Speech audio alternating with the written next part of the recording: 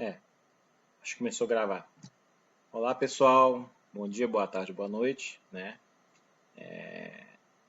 Vamos ter início a nossa aulinha de biologia. Falar um pouquinho sobre teorias de origem da vida, né? Vamos falar sobre algumas das principais teorias, né? Algumas a gente vai aprofundar um pouco mais, né? Meu nome é Kleber Aires, né? E eu vou dar sequência a essa aula com vocês, certinho? Né? Aqui embaixo a gente tem uma imagenzinha que retrata um pouco da chamada atmosfera primitiva, né? A gente vai falar um pouco mais lá na frente, tá certinho? Então vamos lá. Bem, acredito que esse é um dos grandes questionamentos da humanidade desde o momento que ela passou a ter uma compreensão maior do que é a existência, né? Dos seres vivos, né? Como a vida teve origem, né? Como ela se originou, né? Existem diversas teorias, algumas, né, são mais simplificadas, né, como é o caso do criacionismo. Existe uma força superior que foi lá e criou a vida. Mas sempre existiu uma necessidade de que a ciência, né, naquele determinado momento, pudesse explicar como a vida teve origem. Né? E a partir, né, dos maiores pensadores, todos eles, né, acho que observavam isso, e alguns, né, expuseram de alguma forma como a vida teve origem. Né? A gente pode citar diversas teorias, né, relacionadas a isso, mas a gente englobando assim de uma forma mais simplificada, a gente teve na primeira teoria, né, a chamada primeira teoria científica de origem da vida, né, a chamada teoria da biogênese. Né? O A significa negação, né, significa não ali no início, biovida, gênese, início, princípio. Então seria basicamente, né, o significado seria não, vida, início. Como assim, professor? Como é que a gente explica a origem da vida a partir de um termo assim? Essa teoria também ela é chamada de geração espontânea. E ela fala, deixa eu tirar meu rosto aqui da cara de Aristóteles. E ela fala a respeito de que a vida ela não tem necessidade, né, de que exista uma vida anterior para gerar a vida. Então, a vida ela pode ocorrer de forma espontânea. Essa teoria ela é chamada de geração espontânea por causa disso. Um dos grandes defensores, e não vou dizer o criador da teoria, mas defensor muito, muito, muito grande desse tipo de teoria foi Aristóteles. Né? Ele achava que existia um princípio ativo, algo que poderia, uma força, que poderia gerar vida a partir de materiais, né, que não fossem vivos. Por exemplo, ele achava que o lodo poderia gerar, né, rãs, sapos, girinos, né, que os girinos que nós vimos, né, em lagoas, em rios e riachos, né, que iriam originar ali anfíbios, né, salamandras, sapos, rãs, o que quer que seja, né, que aqueles girinos ali eles se originavam a partir do lodo que existia ali e não, né, que viessem de ovos que foram colocados por sapos nem nada. Então ele achava que algo que não tivesse vida poderia gerar aquela vida de alguma forma. Por isso é que essa teoria ela é muito simplista, ela observa de uma forma muito simplificada. Ela fala que existe uma força vital em algo inanimado, em algo que não é vivo, e aquela força vital é suficiente para gerar vida. Né? Um outro exemplo aqui que a gente pode colocar relacionada a essa forma de pensar é quando as pessoas passam e olham no lixo e começam a formar ali larvas, né, de insetos. Aí fala assim, é o lixo que gerou as larvas. E a gente sabe na prática que não é, que foram insetos que pousaram ali, colocaram ovos, os ovos eclodiram e geraram as larvas. Né? Mas é a forma simplificada, era a explicação que eles tinham para aquela situação. Aqui também um exemplo que eu havia citado, o surgimento de giri nas lagoas, era a partir da lama, do lodo que existia na encosta das pedras, na beirada dos riachos. Né? Apesar de ser um grande pensador, Aristóteles, isso aqui foi uma forma, uma observação que foi feita e não foi relativamente aprofundada. E demorou muito tempo essa teoria, até que ela fosse realmente contestada. Né? Existiram muitos defensores, né, da teoria da biogênese, né, para que ela fosse sim a primeira teoria contestada. Continuo na segunda parte.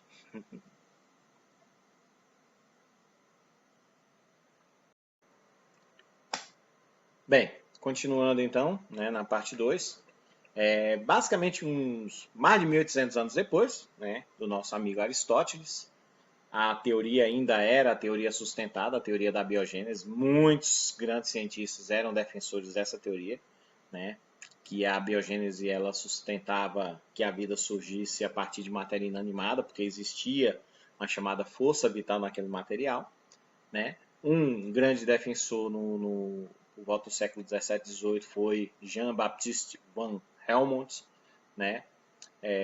Tem um experimento muito conhecido, ele achava que se você pegasse uma caixa, colocasse grãos de trigo, uma camisa suada, suor humano, lá dentro de alguns dias, por volta de, né, como é colocado aí, por volta de 3 semanas, você abriria a caixa e teriam ratos lá dentro.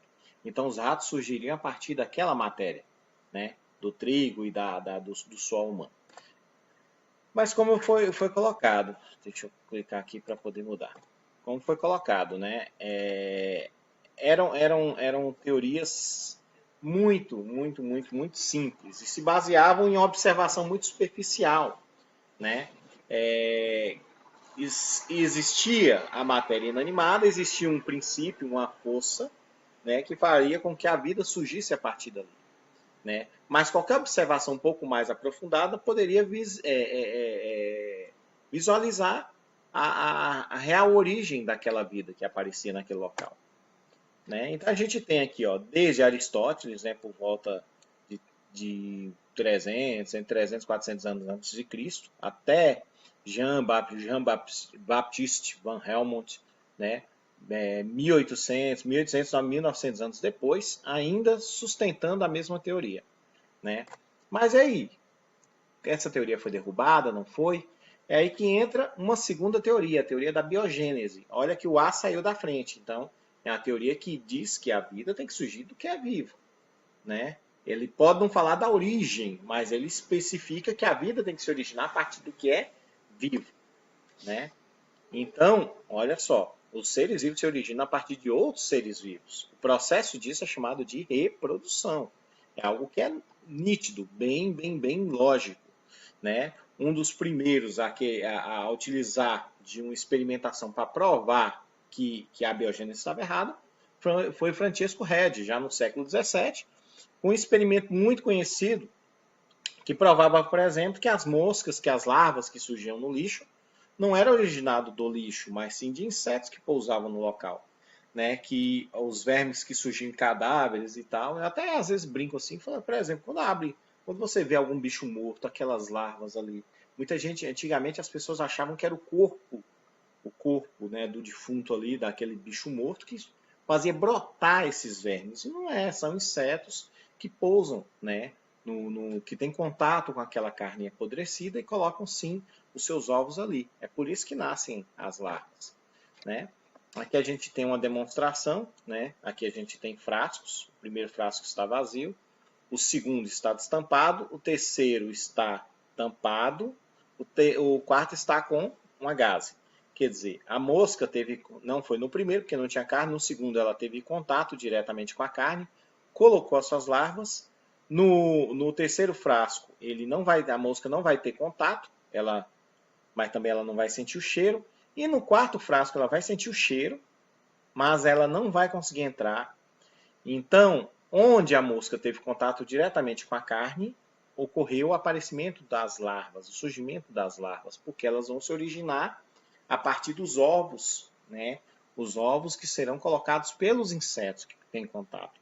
Então, por aí, por esse experimento, o Red conseguiu derrubar, né, a teoria inicial da biogênese. Foi importantíssimo porque vislumbrou-se, pôde-se observar que a vida ela não surge da matéria inanimada, porque existe uma força vital, mas ela surge a partir do momento que existe um contato, né, com um determinado ser vivo, e aquilo que a gente visualiza ali é basicamente parte da reprodução daquele ser vivo. Entenderam? A experimentação aí, o experimento de Red, ele é muito nítido nesse sentido. E fácil até de constatar. Hoje a gente olha só, isso é lógico, mas naquela época não. Né? Não pareceu tão lógico assim. Fim da parte 2, vamos para a parte 3.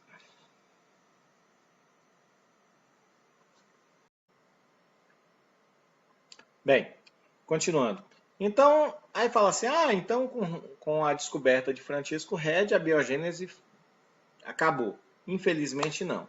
Com a descoberta do microscópio, né, inclusive um defensor do retorno da biogênese foi Leeuwenhoek, né, um dos descobridores, né, do microscópio, infelizmente retornou à teoria da biogênese. Principalmente baseando-se que matéria orgânica, não, deixa eu ver aqui se o slide vai andar, matéria orgânica, né, poderia originar micro-organismos. Por exemplo, se você pegasse algo que era orgânico, sobre, né, aquilo ocorreria uma camada de micro-organismos. Surgiria daquele material. Então a teoria da força vital permaneceria, mas precisaria ser algo orgânico. Enquanto aquela questão de surgir ratos, surgir girinos, essas coisas, larvas, etc., caiu por terra, mas veio uma nova fase da biogênese falando a respeito, né, da questão do surgimento dos micro-organismos. Então, com a descoberta dos micro-organismos, né, juntamente com a invenção do microscópio, né, descoberta a invenção, ocorreu novamente, né, a defesa da biogênese. Um dos responsáveis por essa defesa foi Needham, né, que em 1745 defendeu que a biogênese existia, porque se ele pegasse um caldo, extremamente um caldo orgânico, né, fizesse uma espécie de sopa, né, e ele aquecesse, esterilizasse esse caldo, ao aquecer ele mataria todos os micro-organismos aqui, e ele deixasse, depois de um tempo, os micro-organismos voltariam. Então ele acha que aquele material nutritivo, mesmo depois de ser esterilizado, ele seria capaz de prover o surgimento desses micro-organismos. O que Needham não compreendeu é que de onde viriam esses micro-organismos? Para ele, do caldo, mas que na prática não é bem assim. Foi aí que Spallanzani, né, mostrou que os micro-organismos vêm do contato com o ar, que no ar existe a presença desses micro-organismos. Quando eles encontram uma área que é nutritiva a eles, eles se proliferam, porque eles conseguem se reproduzir. E como é que ele provou isso? Ele provou simplesmente colocando a rolha no caldo, que aquele caldo que foi esterilizado e foi vedado, não teve contato com o ar, não teve a presença dos micro-organismos. Enquanto, na teoria anterior, os micro-organismos surgiram porque, olha, teve contato com o ar. Então, o experimento de Spallanzani, né, meio que derrubou a teoria, né, defendida por Needham. Bem, o Needham, né, entretanto, ele alegava que a fervura que Spallanzani fez, matou, né, destruiu a força vital, o princípio ativo que esse caldo tinha. Por isso é que os micro-organismos não surgiram. Porém, Spallanzani mostrou que não existe força vital aqui, que é o contato com o ar que traz os micro-organismos e não o próprio caldo que faz surgir. A discussão ela era bem forte, porém, Spallanzani, nesse sentido, ele foi vitorioso, porque ele mostrou realmente qual era a origem, né, dos micro-organismos ali, que era o contato com o ar. A biogênese ela foi realmente confirmada, né, a partir de um experimento feito por Pasteur, né, em 1860, que ele mostrou que, olha só, utilizando-se um frasco com um bico, né, um pescoço de cisne, ele mostrou que, ao ferver, ele esterilizava. E mesmo, olha só, mesmo tendo uma abertura, né, o caldo continuou estéril. Por quê? Mas por que ele continuou estéril? Porque ao entrar os micro-organismos aqui, mesmo tendo contato com ar, os micro-organismos ficavam no pescoço, né, de cisne, nessa parte de vidro aqui. E se ele quebrasse, né, os micro-organismos entrariam e ocorreria o crescimento bacteriano. Isso mostrou que é o contato direto com o ar que faz ocorrer o crescimento bacteriano.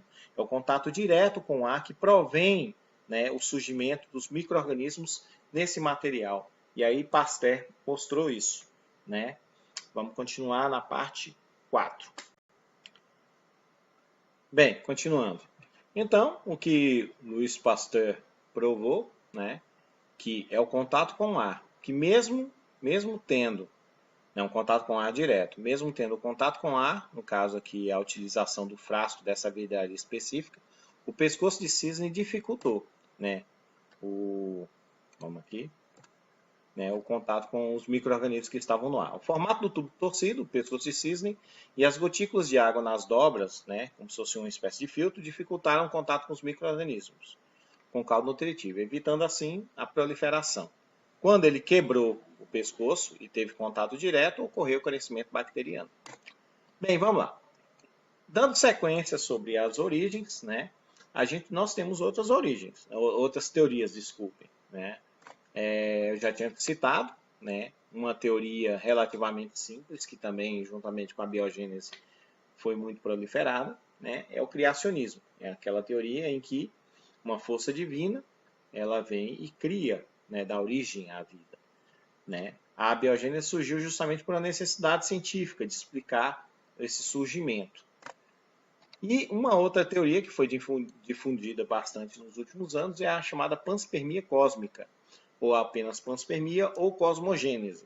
Gênese, a palavra gênese tem sentido de origem, e ela diz que a vida na Terra ela surgiu, né, com a queda de meteoritos, de corpos celestes, né, que caíram na Terra, trazendo os materiais necessários para que surgissem a vida. Não é que caiu um meteoro, quebrou como um ovo, saiu um organismo dali e deu origem. Não, foram os materiais trazidos do espaço que podem ter sido colaborado para o surgimento, né, da vida no planeta Terra.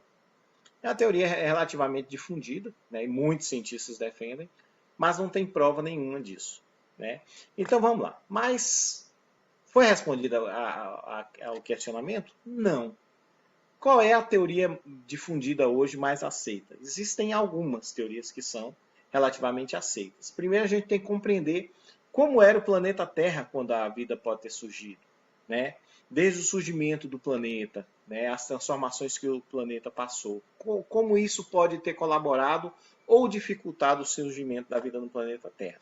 É aí que existe, né, uma teoria, né, chamada teoria da evolução química, né, defendida por Alparin e Haldane, né, que é uma teoria do século passado, mas ela é uma teoria muito forte, porque ela se baseia em evidências químicas, evidências encontradas em rochas, né, a geologia ajudou muito nesse sentido. E ela fala a respeito, né, da evolução química que ocorreu no planeta desde o início dos tempos, que pode sim ter favorecido o surgimento da vida.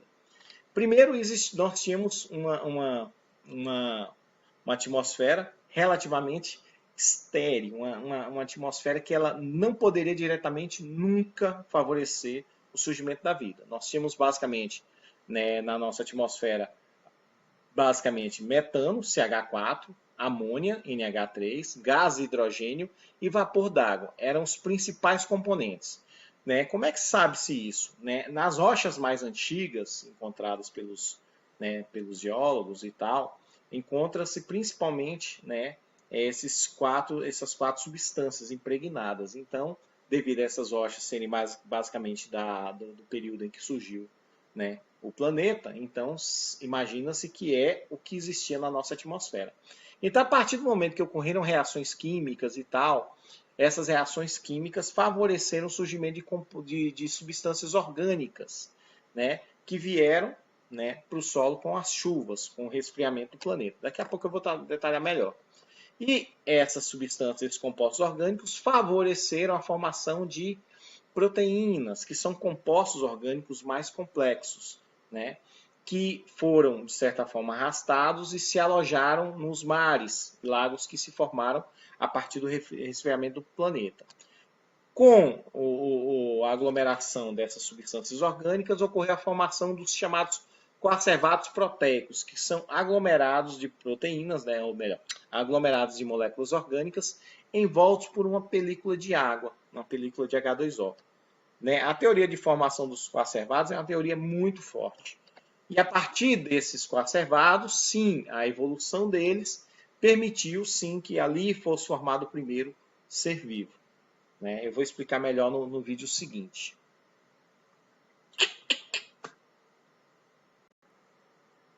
Bem, continuando, gente, então, a chamada hipótese, né, da evolução gradual dos sistemas químicos, né, a chamada hipótese química, ela se baseia-se, né, de que o planeta, quando o planeta Terra foi formado, ele era extremamente quente, tínhamos basicamente essas quatro substâncias na atmosfera, né, principalmente na forma gasosa, água, metano, amônia e azoto ou gás hidrogênio, né, e que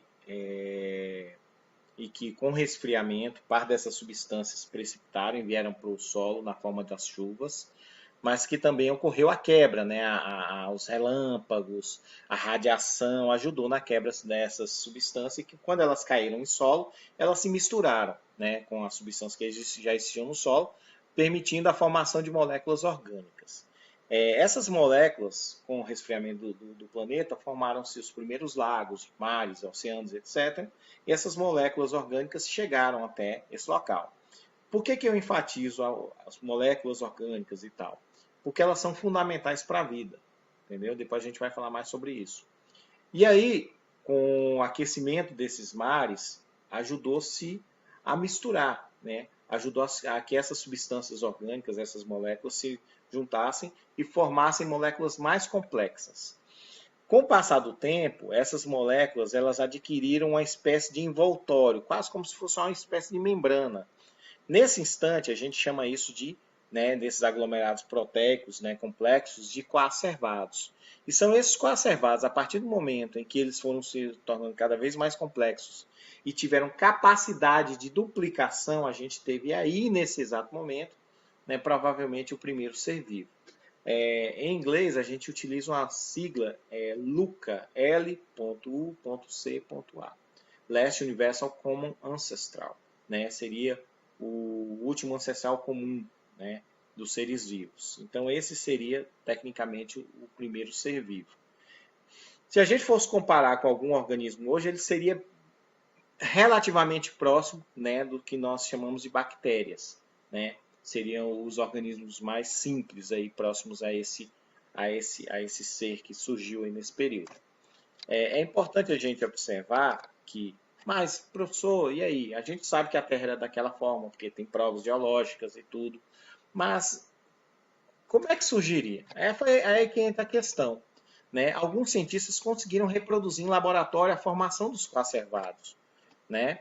Em 1953, né, Stanley Miller reproduziu, né, fez um experimento em que ele reproduzia a atmosfera primitiva, as descargas elétricas e tudo, e os mares, e teve, a partir desse experimento, a formação de substâncias, aglomerados proteicos, como os coacervados. Então, a partir de um experimento, né, a partir das provas existentes que a atmosfera era daquela forma, conseguiu-se obter a substância, o aglomerado proteico, que foi a pré-vida, né, do que pode ter surgido a vida nesses locais lá há bilhões de anos atrás, né? Então vamos lá. Mas e aí, né? Se a vida surgiu dessa forma, como é que um organismo tão simples deu origem a organismos tão complexos como nós, animais, plantas e etc. Como isso aconteceu? Como é que ocorreu essa evolução? Né? É aí que entram, né, duas teorias muito fortes, a chamada hipótese heterotrófica, que explica um pouco essa evolução, né, no sentido de que o primeiro organismo seria um organismo heterotrófico, e tem a hipótese autotrófica, que explica no sentido de que o primeiro organismo seria autotrófico. Ah, professor, não me lembro da diferença. Heterotróficos são organismos que eles não têm capacidade de produzir o próprio alimento, por isso que ele tem que se alimentar a partir de outras fontes orgânicas. Já autotróficos têm capacidade de produzir o alimento orgânico, né, porque eles utilizam uma fonte de energia para isso, como é o caso das plantas, a fotossíntese, né, que as plantas fazem é para obter alimento, não é um processo respiratório. Então, a partir da fotossíntese, a planta consegue produzir esse alimento. Por isso que a planta é um organismo autotrófico, enquanto nós, seres humanos, animais, etc., somos heterotróficos, porque a gente precisa se alimentar a partir de outros seres vivos para obter essa matéria orgânica, né, necessária para a gente poder viver. Continua no próximo vídeo. Continuando. Então, vamos agora discutir um pouquinho de como esses organismos eles evoluíram.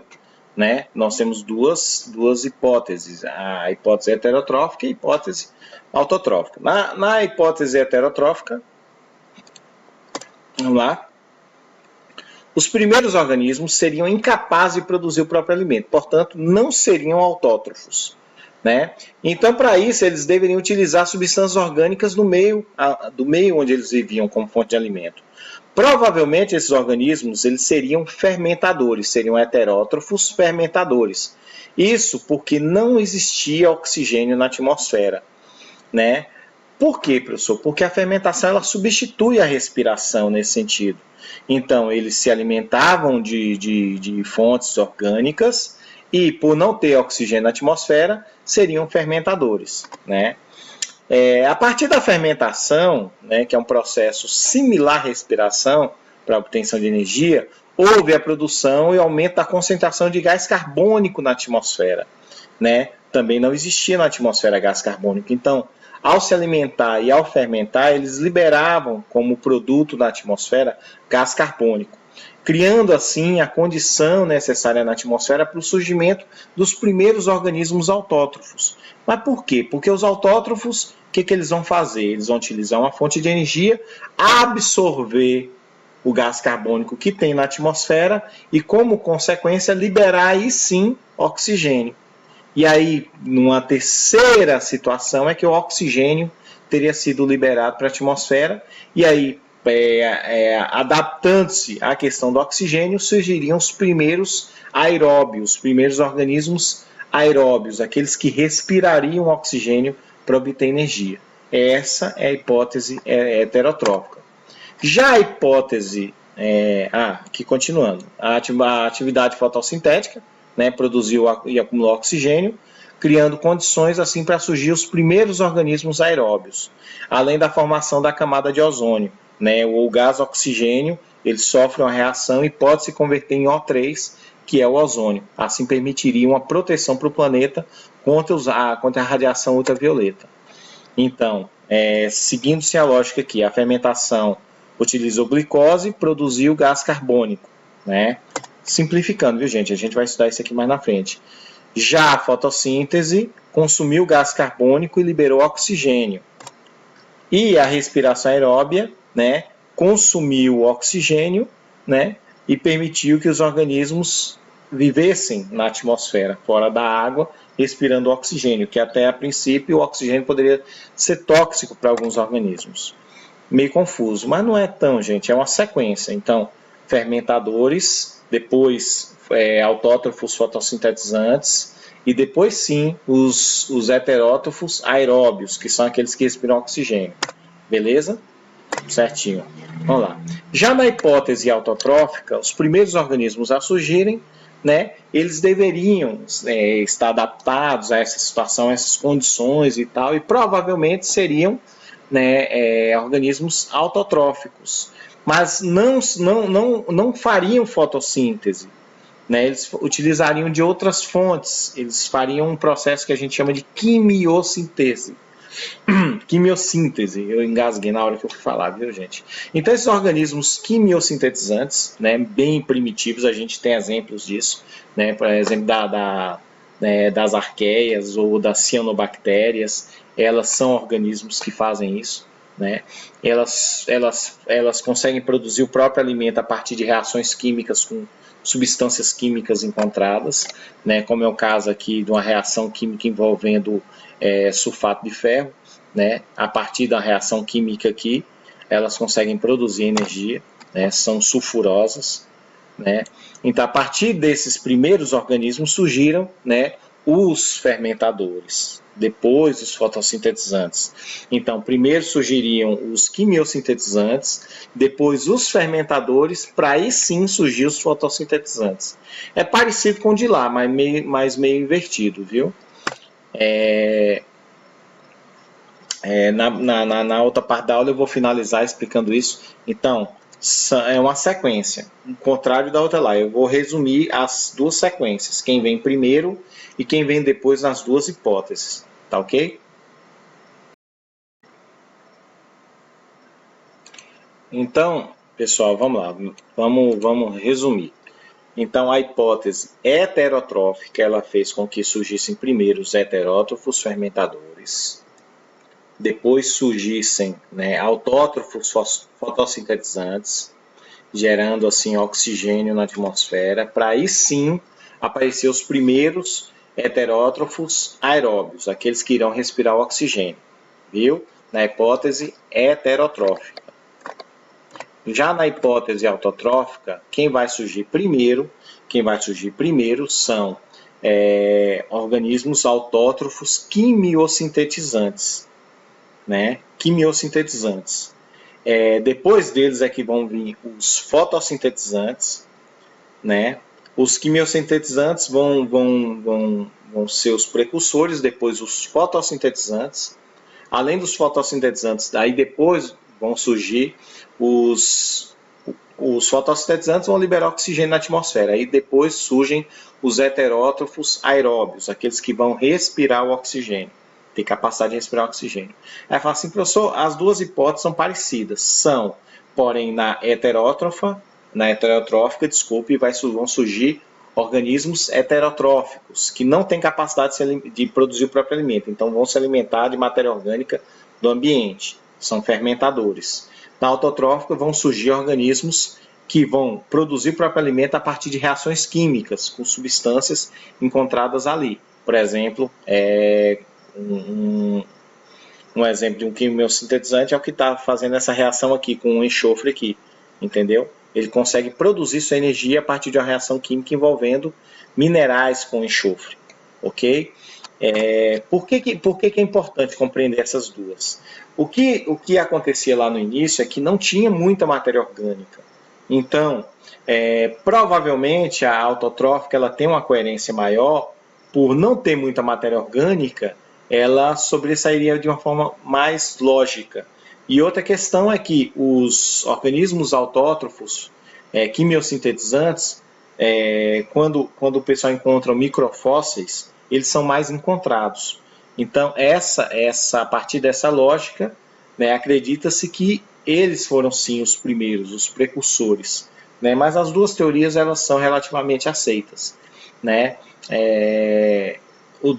A autotrófica pela quantidade de indícios que são encontrados, e a heterotrófica por ter uma certa lógica, apesar da falta de matéria orgânica que permitiria, né, a heterotrófica ter uma lógica melhor.